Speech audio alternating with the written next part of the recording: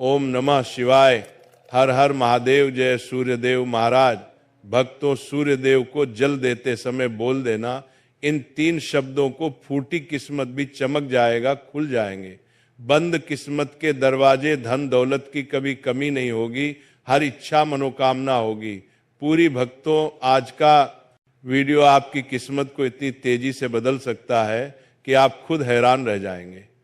इसलिए भक्तों, आज के इन प्रवचनों को शुरू से लेकर अंत तक जरूर देखें।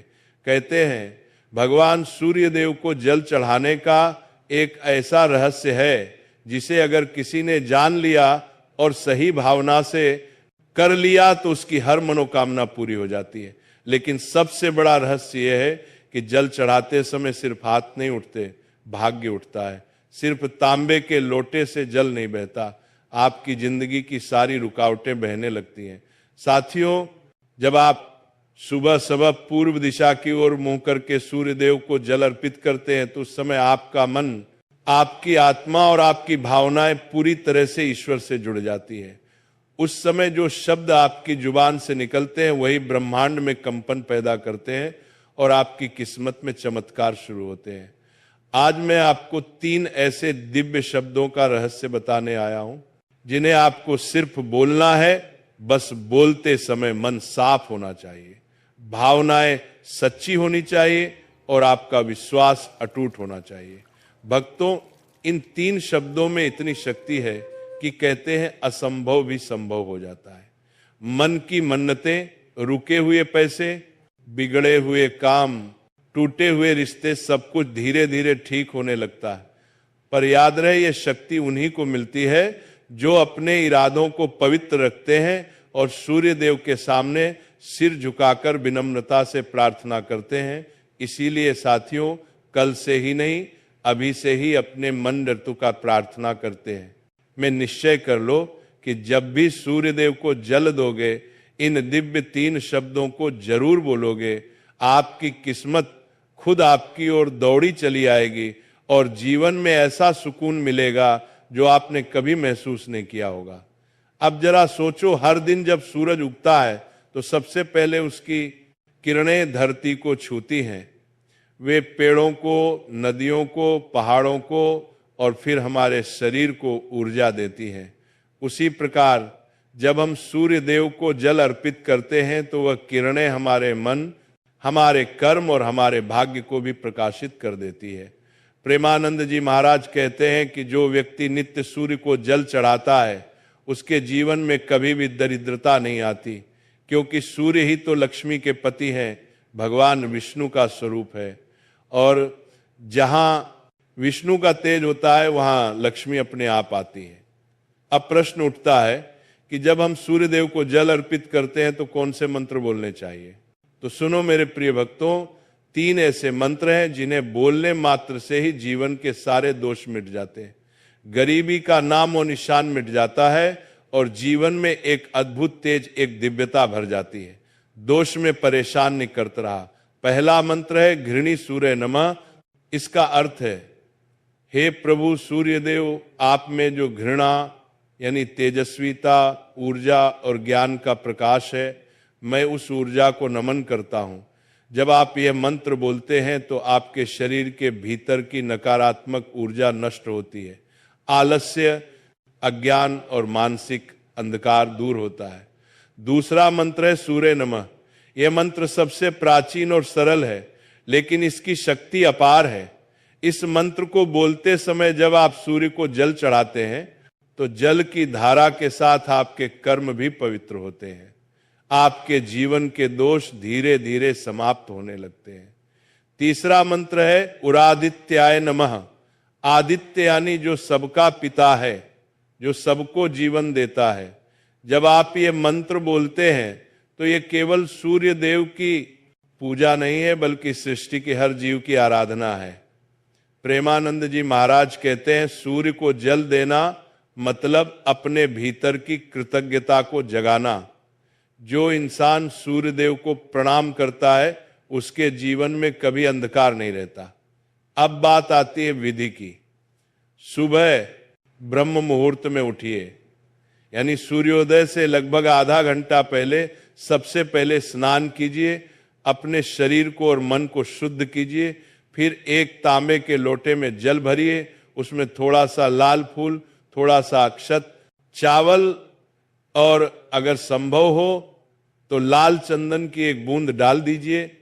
अब अपने मन को शांत कर लीजिए और जब सूर्य देव की पहली किरण आकाश में दिखे तो पूर्व दिशा की ओर मुख करके दोनों हाथों से जल अर्पित कीजिए।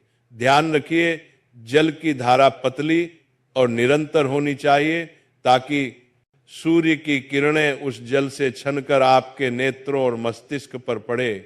उस क्षण में जो ऊर्जा आपके भीतर प्रवेश करती है वही आपके जीवन को धन्य बनाती है। प्रेमानंद जी महाराज कहते हैं, जिस घर का कोई सदस्य प्रतिदिन सूर्य को जल देता है उस घर की दरिद्रता पिघल जाती है। ऐसे घर में लक्ष्मी का वास स्थायी हो जाता है। अब बहुत लोग ये पूछते हैं, महाराज जी हम तो शहर में रहते हैं, हमारे सामने सूरज साफ नहीं दिखता, क्या करें? तो सुनो, जब तक भावना शुद्ध है तब तक हर पूजा स्वीकार्य है। आप बालकनी में खड़े होकर भी सूर्य की दिशा में जल अर्पित कर सकते हैं। जरूरत है सिर्फ श्रद्धा की। धन और समृद्धि केवल मेहनत से नहीं आती, वो आती है कृपा से, और कृपा वहीं होती है जहां श्रद्धा होती है। सूर्य देव का जल चढ़ाना मतलब केवल एक अनुष्ठान नहीं है, ये ब्रह्मांड की सबसे बड़ी ऊर्जा से जुड़ने का माध्यम है। अब देखो, जिन लोगों को हमेशा पैसों की तंगी रहती है, व्यापार में हानि होती है, घर में क्लेश रहता है, वे अगर प्रतिदिन सूर्य को जल चढ़ाने लग जाए तो धीरे धीरे उनकी किस्मत पलटने लगती है। क्योंकि जब सूर्य की किरणें आपकी आत्मा को छूती हैं तो कर्मों के अंधकार को मिटा देती है। प्रेमानंद जी महाराज एक कथा सुनाते हैं। एक व्यक्ति रोज मेहनत करता था लेकिन हमेशा कर्ज में डूबा रहता। उसने महाराज जी के कहने पर सिर्फ 21 दिन सूर्य को जल अर्पित किया और इन 3 मंत्रों का जाप किया। 21 दिन बाद उसके व्यापार में आश्चर्यजनक परिवर्तन आया, क्योंकि जब ईश्वर की कृपा होती है तो कर्मों के फल भी बदल जाते हैं।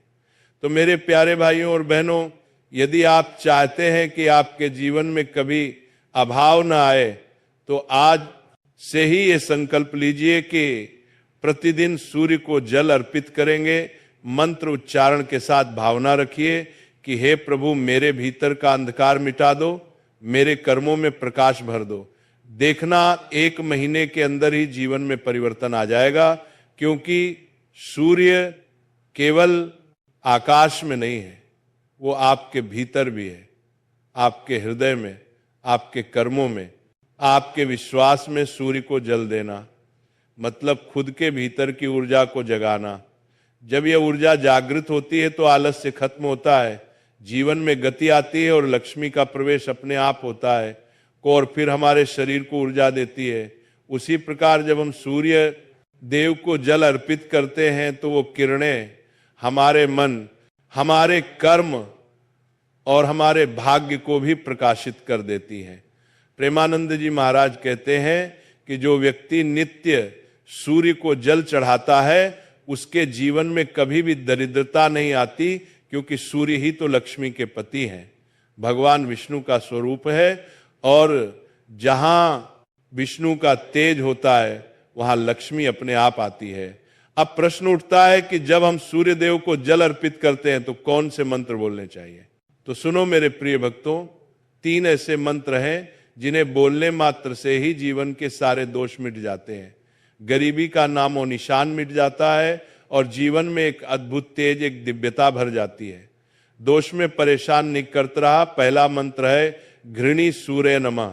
इसका अर्थ है, हे प्रभु सूर्य देव, आप में जो घृणा यानी तेजस्विता, ऊर्जा और ज्ञान का प्रकाश है, मैं उस ऊर्जा को नमन करता हूं। जब आप ये मंत्र बोलते हैं तो आपके शरीर के भीतर की नकारात्मक ऊर्जा नष्ट होती है, आलस्य, अज्ञान और मानसिक अंधकार दूर होता है। दूसरा मंत्र है ओम सूर्य देवाय नमः। यह मंत्र सबसे प्राचीन और सरल है, लेकिन इसकी शक्ति अपार है। इस मंत्र को बोलते समय जब आप सूर्य को जल चढ़ाते हैं तो जल की धारा के साथ आपके कर्म भी पवित्र होते हैं, आपके जीवन के दोष धीरे धीरे समाप्त होने लगते हैं। तीसरा मंत्र है उरादित्य नमः। आदित्य यानी जो सबका पिता है, जो सबको जीवन देता है। जब आप ये मंत्र बोलते हैं तो ये केवल सूर्य देव की पूजा नहीं है, बल्कि सृष्टि के हर जीव की आराधना है। प्रेमानंद जी महाराज कहते हैं सूर्य को जल देना मतलब अपने भीतर की कृतज्ञता को जगाना। जो इंसान सूर्य देव को प्रणाम करता है उसके जीवन में कभी अंधकार नहीं रहता। अब बात आती है विधि की। सुबह ब्रह्म मुहूर्त में उठिए, यानी सूर्योदय से लगभग आधा घंटा पहले सबसे पहले स्नान कीजिए, अपने शरीर को और मन को शुद्ध कीजिए। फिर एक तांबे के लोटे में जल भरिए, उसमें थोड़ा सा लाल फूल, थोड़ा सा अक्षत, चावल और अगर संभव हो तो लाल चंदन की एक बूंद डाल दीजिए। अब अपने मन को शांत कर लीजिए और जब सूर्य देव की पहली किरण आकाश में दिखे तो पूर्व दिशा की ओर मुख करके दोनों हाथों से जल अर्पित कीजिए। ध्यान रखिए जल की धारा पतली और निरंतर होनी चाहिए ताकि सूर्य की किरणें उस जल से छनकर आपके नेत्रों और मस्तिष्क पर पड़े। उस क्षण में जो ऊर्जा आपके भीतर प्रवेश करती है वही आपके जीवन को धन्य बनाती है। प्रेमानंद जी महाराज कहते हैं जिस घर का कोई सदस्य प्रतिदिन सूर्य को जल देता है उस घर की दरिद्रता पिघल जाती है। ऐसे घर में लक्ष्मी का वास स्थायी हो जाता है। अब बहुत लोग ये पूछते हैं महाराज जी हम तो उस शहर में रहते हैं, हमारे सामने सूरज साफ नहीं दिखता, क्या करें? तो सुनो, जब तक भावना शुद्ध है तब तक हर पूजा स्वीकार्य है।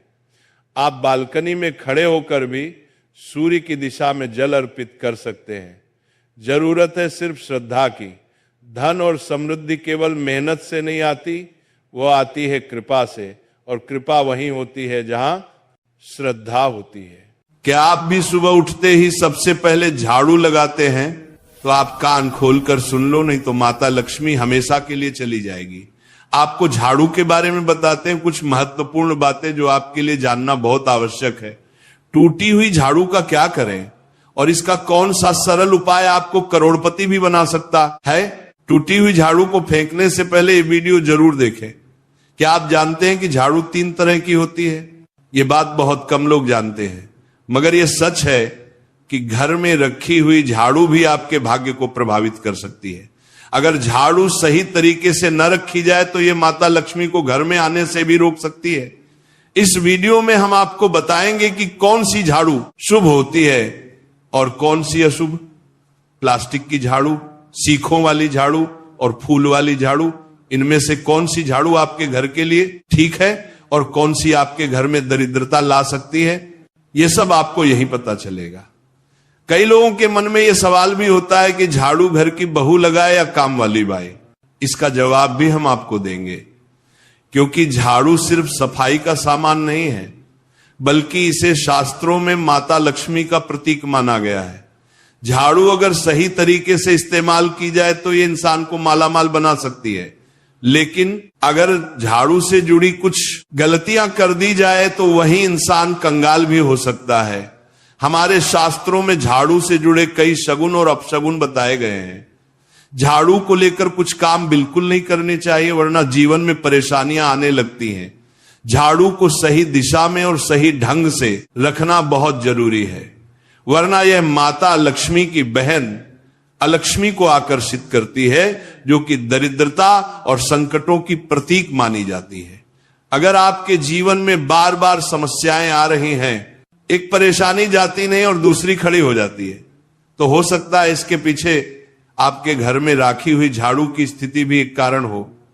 अगर जीवन में सब कुछ सामान्य चल रहा है तो ठीक है, लेकिन अगर बार बार उथल पुथल हो रही है तो आपको एक बार झाड़ू से जुड़ी इन बातों पर ध्यान देना ही चाहिए।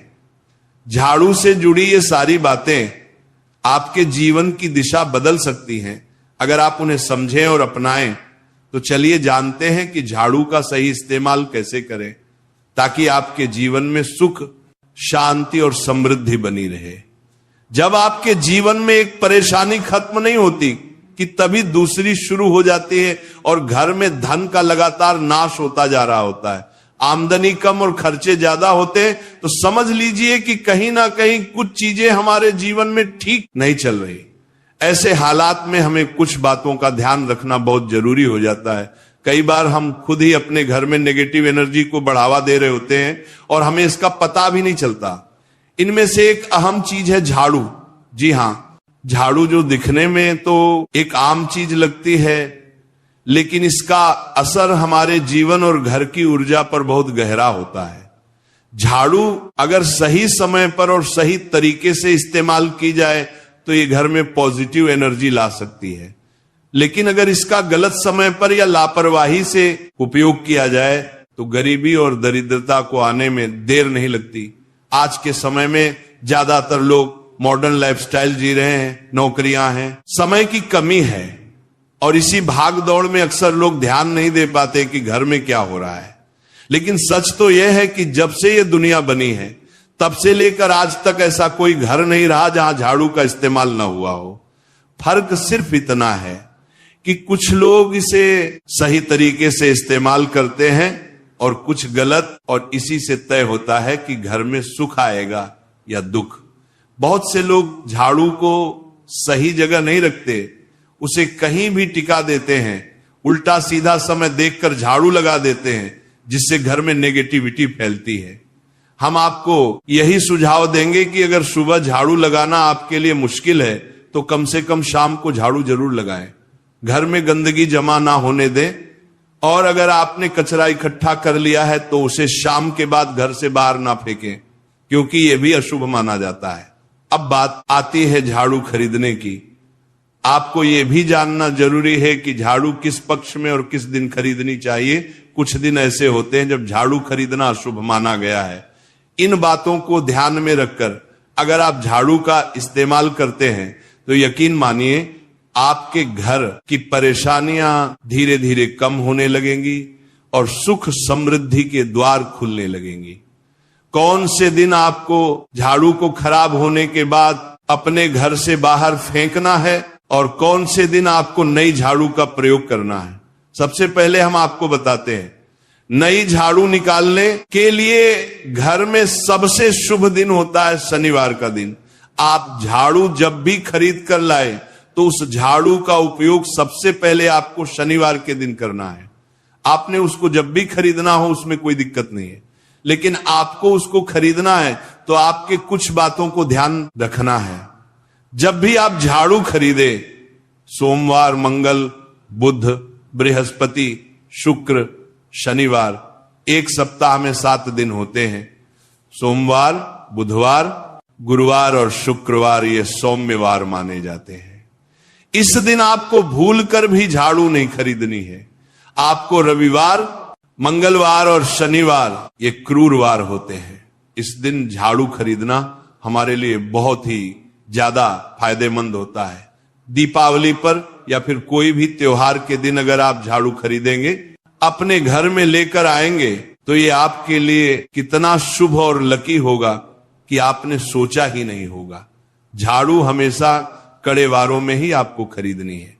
सोमवार पर झाड़ू खरीदने से हमारे घर में धन की हानि होना शुरू हो जाती है। और नई झाड़ू आप जिस भी दिन खरीदे, अगर पॉसिबल है तो शनिवार के दिन नई झाड़ू का अपने घर में इस्तेमाल करने की कोशिश करें।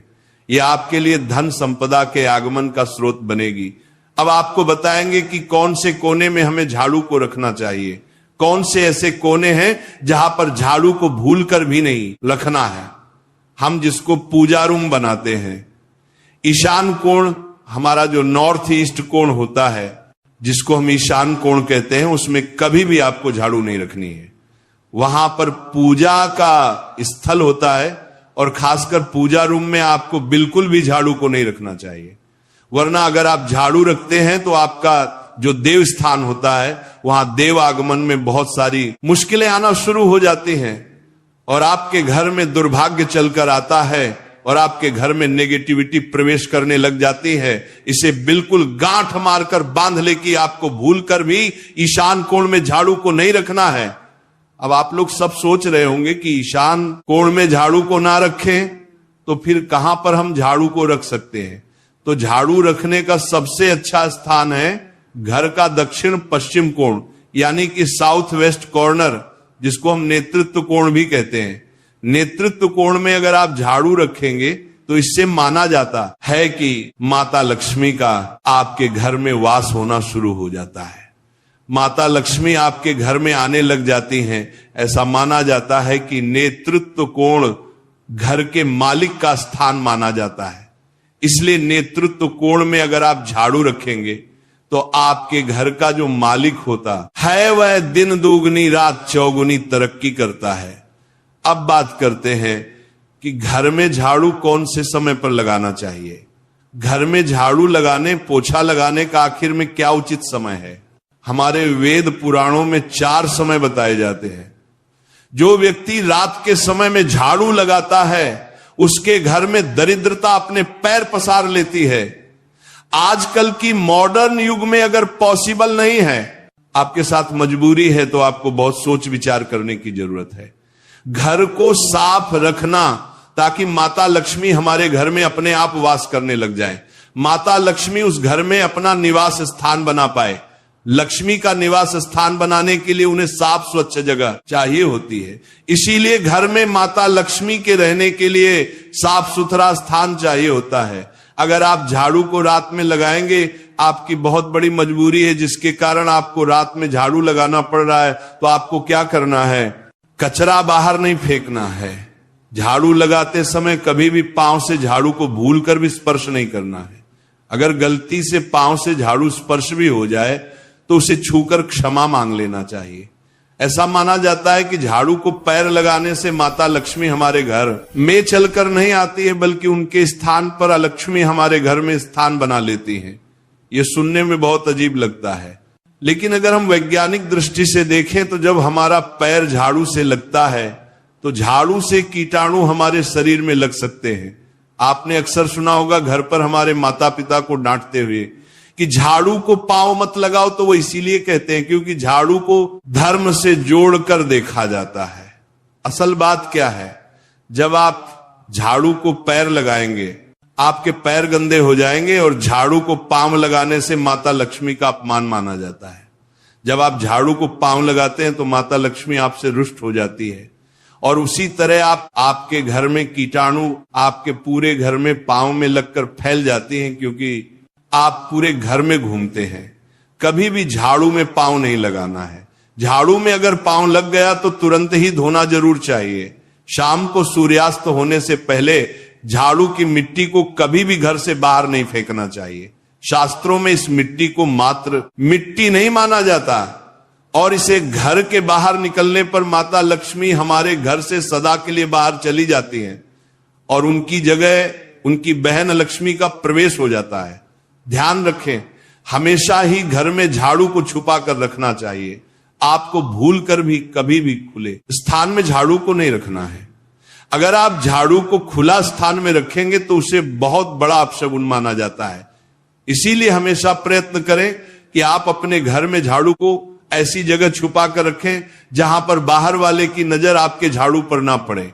अब आप सोच रहे होंगे कि हम अपनी झाड़ू को कहां पर रखें, हम छुपा कर कहां पर रखें, तो आप पलंग के नीचे अपनी झाड़ू को रखने की सोच रहे होंगे, लेकिन आपको बिल्कुल भी ऐसा नहीं करना है, वरना आपके घर से अनाज बहुत जल्दी खत्म हो जाएगा।